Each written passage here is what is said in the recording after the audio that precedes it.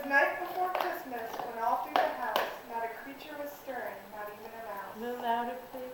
Byron, I want to hear it.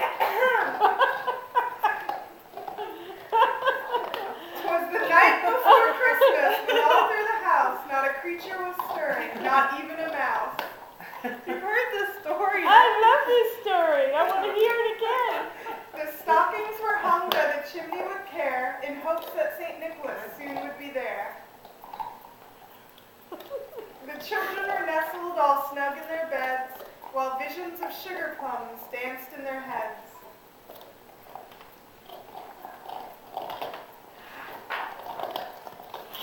And Mama in her kerchief and I in my cap had just settled our brains for a long winter's nap. When out on the lawn there rose such a clatter, I sprang from the bed, to see what was the matter. Away to the window I flew like a flash, tore open the shutters and threw up the sash. The moon on the breast of the new fallen snow gave luster of midday to objects below. When what to my wondering eyes should appear? But a miniature sleigh and 8 tiny reindeer, with a little old driver so lively and quick, I knew in a moment it must be St. Nick. More rapid than eagles his coursers they came, and he whistled and shouted and called them by name. Now Dasher, now Dancer, now Prancer and Vixen, on Comet, on Cupid, on Donder and Blitzen, to the top of the porch, to the top of the wall. Now dash away, dash away all.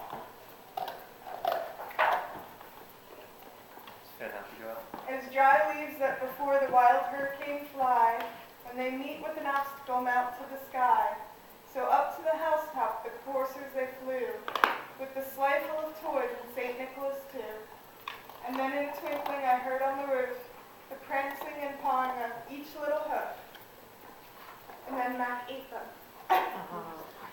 As I drew on my head and was turning around, down the chimney St. Nicholas came with a bound. He was dressed all in fur from his head to his foot, and his clothes were all tarnished with ashes and soot. A bundle of toys he had flung on his back, and he looked like a peddler just opening his pack.